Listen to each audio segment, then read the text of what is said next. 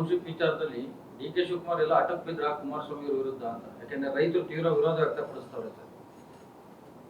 Green land, ತೋಟ, ತುಡಿಕೆ, ತರಕಾರಿ ಬೆಳೆಯುವಂತ ಲ್ಯಾಂಡ್ಗಳನ್ನೆಲ್ಲ acquisition ಆಗ್ತಾ ಇದೆ.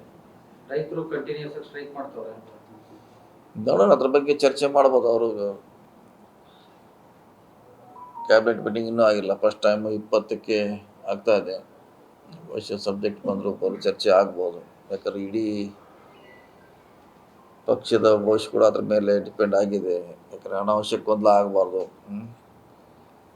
ಒಂದು ಟೌನ್ಶಿಪ್ ಮಾಡ್ಲಿಕ್ಕೆ ಹೋಗಿ ಸರ್ಕಾರ ಕೂಡ ಹೊರೆ ಆಗಬಾರ್ದು. ಅದನ್ನೆಲ್ಲ ಕೂಡ ನೋಡಿ ಚರ್ಚೆ ಮಾಡ್ತೀವಿ ಕ್ಯಾಬಿನೆಟಲ್ಲಿ ಬಂದಾಗ.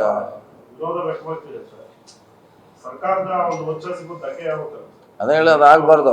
ಅದನ್ನು ಒಂದು ನಾವು ಯಾವುದೋ ಒಂದು ಸ್ಕೀಮ್ ಮಾಡ್ಲಿಕ್ಕೆ ಹೋಗಿ ಸರ್ಕಾರದ ಮೇಲೆ ಅದು ಹೊರೆ ಆಗಬಾರ್ದು. ಅದೇ ಒಂದು ಸಮಸ್ಯೆಗೆ ಉದ್ಭವ ಕಾರಣ ಆಗಬಾರ್ದು. ಅದ್ರ ಕೂಡ ನಮ್ಮ ಗಮನದಲ್ಲಿ ಇದೆ ಇರೋದು. ಅದ್ರ ಬಗ್ಗೆ ನೋಡೋಣ, 20 ತಾರೀಕು ಬಹುಶಃ ಅದ್ರ ಬಗ್ಗೆ ಚರ್ಚೆ ಆಗ್ಬೋದು ಕ್ಯಾಬಿನೆಟ್ನಲ್ಲಿ.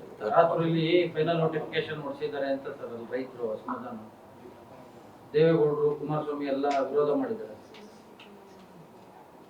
ನೋಡೋಣ, ಅವ್ರು ಏನು ಮಾಡ್ತಾರೆ, ಅವ್ರ ವರ್ಷನ್ ಅದು ಬೇರೆ. ನಮಗೂ ನಮ್ಮ ಪಕ್ಷದ ನಾವು ಉಳಿಸ್ಕೋಬೇಕು, ಡ್ಯಾಮೇಜ್ ಆಗಬಾರ್ದು. ಯಾವುದೇ ಒಂದು ಕಾರ್ಯಕ್ರಮದಿಂದ ಒಳ್ಳೇದಾಗಬೇಕು ಹೊರತಾಗಿ ಕೆಟ್ಟದಾಗಬಾರ್ದು. CM ಅವ್ರ ಜೊತೆ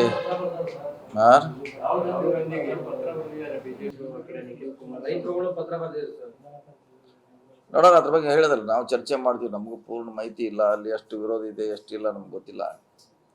ಅದ್ರ ಚರ್ಚೆ ಮಾಡೋದು ಅವಶ್ಯಕತೆ ಇದೆ. ಪಕ್ಷದ ಹಿತದೃಷ್ಟಿಯಿಂದ ಮಾಡ್ತೀವಿ ಚರ್ಚೆ.